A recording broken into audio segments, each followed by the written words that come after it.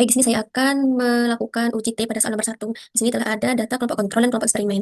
Untuk judulnya yaitu data hasil belajar keefektifan siswa antara kelompok kontrol dan kelompok eksperimen. Asumsi data yang digunakan yaitu data berdistribusi normal. Parameter yang diuji adalah rata-rata. H0, tidak ada perbedaan hasil belajar keefektifan siswa antara kelompok kontrol dan kelompok eksperimen. H1, ada perbedaan hasil belajar keefektifan siswa antara kelompok kontrol dan kelompok eksperimen. Taraf kepercayaannya yaitu sebesar 95%, artinya taraf signifikannya yaitu sebesar 0,05. Nah, di sini menggunakan uji T dan uji homogenitas, lalu uji T-nya dengan ketentuan ini, dan yang terakhir kesimpulan. Nah, karena di sini menggunakan uji T independen, maka diperlukan menentukan variasi yang tidak dapat ditentukan oleh diri kita sendiri, sehingga dibutuhkan rumus, itu sama dengan var titik S buka kurung, masukkan datanya sampai yang paling bawah tutup kurung, lalu enter. Nah, untuk yang eksperimen juga sama, sama dengan var titik S buka kurung, masukkan data tutup kurung, lalu enter. Di sini terlihat bahwa kelompok eksperimen ternyata lebih besar daripada kelompok kontrol, maka sesuai dengan tentuan yang ada di sini, kelompok eksperimen ini merupakan variabel satu yang dikatakan dengan pembilang.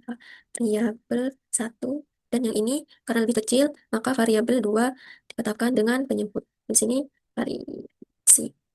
Setelah menentukan variabel, maka kita lanjut ke uji homogenitas, yaitu kita ke data, lalu ke data, lalu data analisis. Nah, di sini untuk menguji homogenitas kita menggunakan yang F-test to sample for variance, kita pilih OK.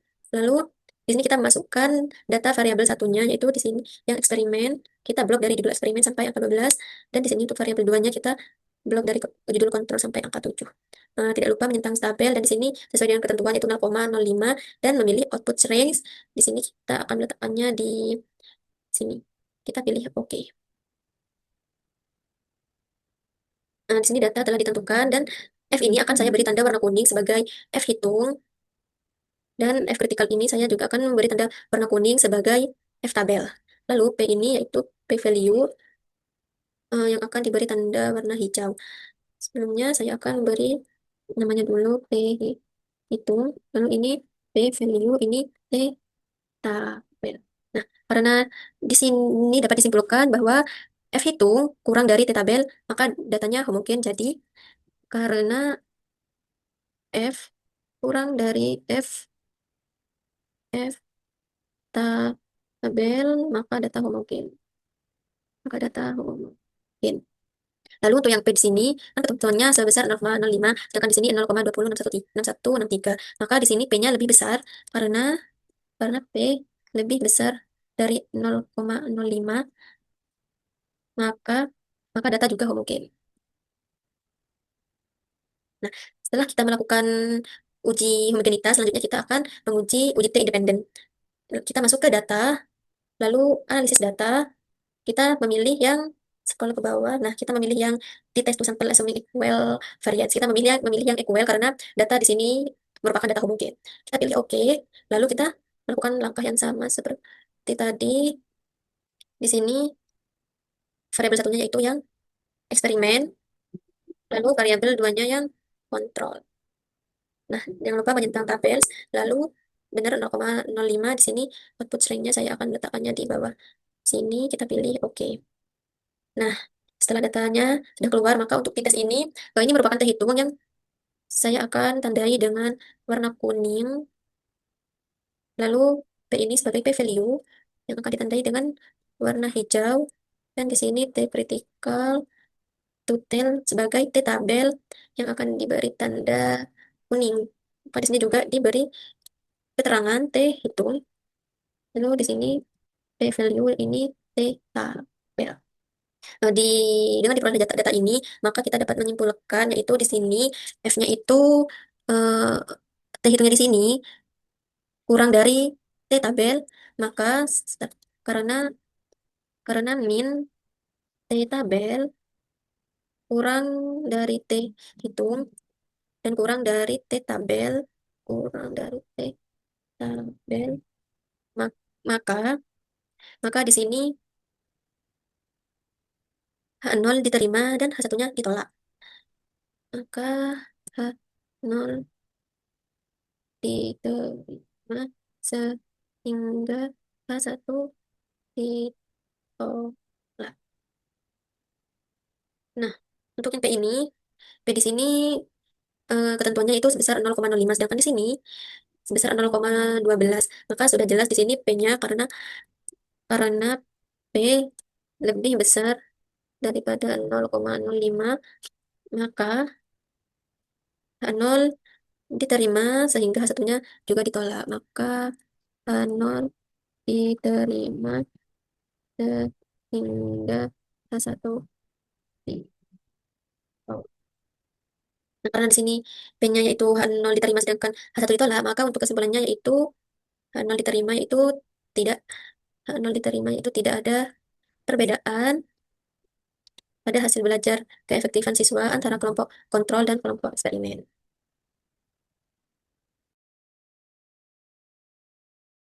Lanjut di sini pada soal nomor 2. Untuk soal nomor 2 di sini menggunakan uji T berpasangan. Untuk datanya di sini ada data setelah pre-test dan post-test. Untuk judulnya yaitu data hasil belajar siswa dalam kemampuan berpikir kritis sebelum dan sesudah tes. Asumsi datanya itu data berdistribusi normal. Parameter yang diuji adalah rata-rata. H0-nya tidak ada perbedaan hasil belajar siswa dalam kemampuan berpikir kritis sebelum dan sesudah tes. Untuk H1-nya ada perbedaan hasil belajar siswa dalam kemampuan berpikir kritis sebelum dan sesudah tes. Untuk taraf kepercayaan yang digunakan yaitu sebesar 95%, yang artinya taraf signifikannya yaitu 0,05. Nah, di sini menggunakan uji T berpasangan seperti ini. Lalu uji T statistik, dan yang terakhir kesimpulan. Hmm, karena di sini merupakan uji T berpasangan, kita tidak perlu menentukan lagi mana variabel satu dan variabel 2-nya, sehingga kita bebas memilih. Maka kita langsung menganalisis datanya, yaitu kita ke data, lalu ke analisis data, kita memilih yang di test Payret to sample format ini kita pilih oke, lalu kita masukkan variabel satunya ini kita bebas. Saya di sini akan menggunakan pretest sebagai variabel satu, dan di sini variabel 2-nya yang post test. Oke, kita menyentang label, lalu alfanya 0,05. Di sini output stringnya saya akan meletakkannya di O. Setelah itu kita pilih oke. Nah, di sini datanya sudah keluar. Untuk rata-ratanya yaitu untuk yang pretest 59,5, sedangkan yang post-test 67, sekian. Nah, ini untuk variansinya 83, untuk yang pretest dan yang post-test 58. Di sini, di start sebagai teh hitung, saya akan memberi tanda kuning dan critical to, tail sebagai T tabel yang akan diberi tanda kuning juga. Di sini, kenapa kita memilih yang to? Karena di sini merupakan eh, uji yang menggunakan dua arah. Di sini saya akan memberikan warna hijau sebagai p-value-nya.